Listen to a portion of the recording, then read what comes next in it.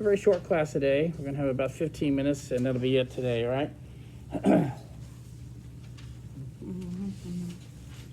All right, so here's your favorite little, oh, what's that? What is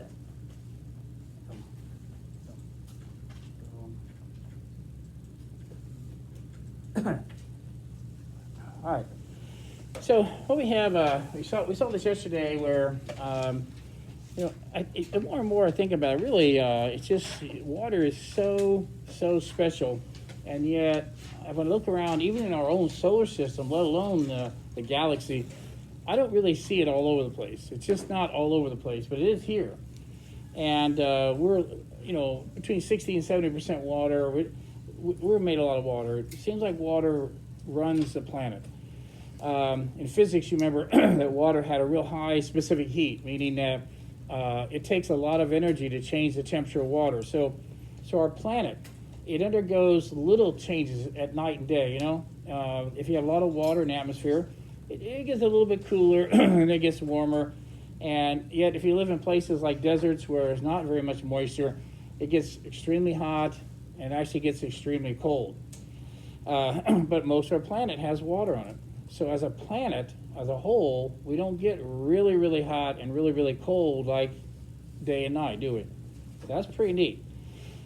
So water has lots of unique properties. This one here, there are a lot of molecules that are only 3 pieces big. And water is H2O and carbon dioxide H2O. And yet, this one, a lot of these small molecules are what they call linear. They go boom, boom, boom, like that. But God said, I want to make this thing have about a 105-degree angle. And you say, well, whoa, what's that all about? And so what you'll end up having is, remember how we talked about electronegativity? Remember what that is? So if we're going to share electrons, where are they going to spend more of their time? Who has the ability to pull the electrons toward them more? The oxygen. And electrons are negative, aren't they? So he has his own electrons, plus your one electron spends more time with me than you. And so that gives this end, we call it a electronegativity. It tends to go this way, meaning, see the arrow? The arrow points toward where the electrons spend more of their time, and the little plus sign ends up being on the side that ends up being a little more plus. See that? So that's just a little arrow thing they do. Now, that alone doesn't mean that water is going to be polar. It just means that one particular bond is polar. And then you'll come over here, and this is polar also. But just like in the vector world, if you have a polarity going this way and this way, they're not canceling each other out, are they?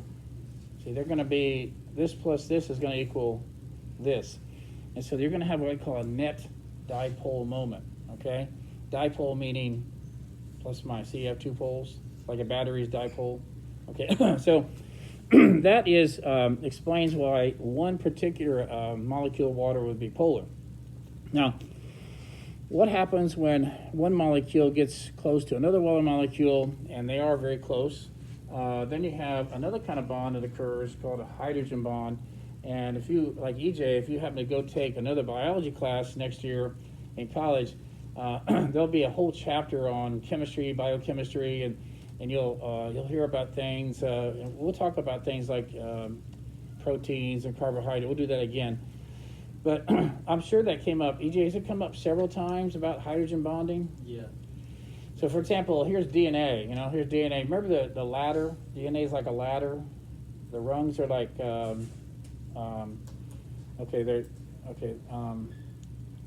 know how much you remember in 9th grade. Sugar, phosphate, sugar. Okay. Yeah. Anyway, so you got a sugar, phosphate rails, and then in the middle of these little letters, remember A, T, C, and G?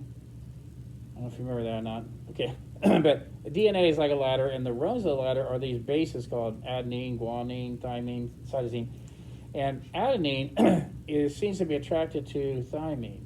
A and T, when I used to teach biology, I'd say A and T University, UNCG, or Guilford College. Anyway, so anyway, the G and C tend to attract each other, but how do they attract each other? And EJ, how do the bases in DNA attract each other? What kind of attraction is there? It's hydrogen bonding. Now, hydrogen bonding is neat. When you have a lot of hydrogen bonding, it keeps things together. Yet DNA needs to come apart. DNA needs to be able to unzip, make new pieces of DNA, and now you have two pieces of DNA. And so God said, I'm going to use a bond that is not as strong as a covalent bond. No. Covalent bonds are hard to break sometimes. But I'm going to make it so I can break it, and then they can actually come back together. Yes? Did you mean ionic bonds are hard to break? Ionic bonds are interesting. Ionic bonds, if you just try to heat something, like if you try to heat table salt, you have to crank it up way, way up to break an ionic bond with heat. You know, what's interesting is I throw that same piece of salt in a glass of water, and guess what happens? Isn't that kind of neat? Covalent bonds actually melt. They actually break a little easier with heat, but they're not necessarily easy to break without heat. So this right here, when you have hydrogen bonding, it causes water to attract to water a lot. And and this is something I didn't have. I have some numbers here for you. Here's a here's a gas that has a mass of 131, all right, xenon, and the amount of kinetic energy in this room is enough that it's got enough energy that says nope, I can't be a liquid. I have to be a gas. And then what about something? This is ethane. Ethane has a molecular mass of 30, molar mass of 30. And okay, so you're smaller, so you're really going to be bouncing around, and it's a gas at room temperature. And then here's one, carbon dioxide. And you're bigger, so you'll be a little slower, but guess what? You're a gas. And what would you expect something that only had a mass of 18, a molar mass of 18? Kinetic energy, you say, you'd be the fastest moving particle of all at room temperature, so there's no way you won't be a gas. But here we go. What do you think? That's not supposed to happen. But we have liquid water, don't we? And the hydrogen bond is what keeps it. Says, no, the hydrogen bond is going to keep me from flying off and be a gas like that. So let me go over here, and one of the homework questions asked about whether or not something, and I was really impressed yesterday when you came up here and you said, talking about something being miscible. What does that mean? What does that mean? Right. Does it dissolve in that? If miscible means it can be dissolved in that. So that was very impressive what you came up with. And you had you drew all those structures, and I'm really impressed with that. In the second semester, we actually will talk about this more. But as far as your homework, what do you need to know as far as something being miscible or soluble in water? Well, first of all, if water has a polar nature, likes dissolve likes. So what kind of things would water tend to dissolve? Would it? Yes. Things with a polar covalent bond. Not just a polar covalent bond. Remember, there's a difference between having a polar covalent bond and the whole molecule being polar, right? So I think you mean the whole molecule has to have polarity, doesn't it? It has what they call a net dipole moment, meaning, see, remember water, polar covalent, but only because it's bent. If water wasn't bent, it would be a non-polar molecule, because they'd cancel each other out, wouldn't they? So I think you mean water would be attracted to other polar molecules. All right, now what else, though? What else is like severe polarity? What would you call ionic? Ionic compounds are like the most severe kind of polarity, right? I took your electron so far away from you, you're not even getting it back. It was a complete transfer. And so if you ask me what dissolves in water, I'd say other polar things and ionic things, okay? Now, real quickly, alcohols, and we'll study these in the second semester more, they're carbon compounds, but they have a carbon attached to an OH. Now that's different than NaOH. NaOH is a sodium ion and a hydroxide ion. See that? They're ions. Before I put them in water. I put them in water, they dissociate. Now, these are not ions. These are non-metal. These are all covalent bonds. See that? The whole molecule of alcohol is not ionic at all. So if I dissolve, but does alcohol dissolve in water? The answer is yes. But is it an electrolyte? No. There are no ions. So Anyway, what makes alcohol dissolve in water? It has this COH. Got it? Now, there's going to be an uneven sharing here, and that's going to make that part of that molecule polar. And so alcohol is polar, and water is polar, so alcohol should dissolve in water. Now, you asked me a question yesterday. I will tell you this. I don't know if I know of any hydrocarbons. A hydrocarbon is a compound that only contains hydrogen and carbon. I don't know if I know of any hydrocarbons that dissolve in water.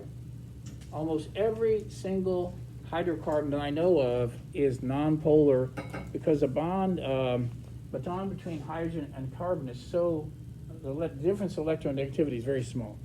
So if you're doing a homework and it says, will this dissolve in water? If it's only made of carbon and hydrogen, the answer is no.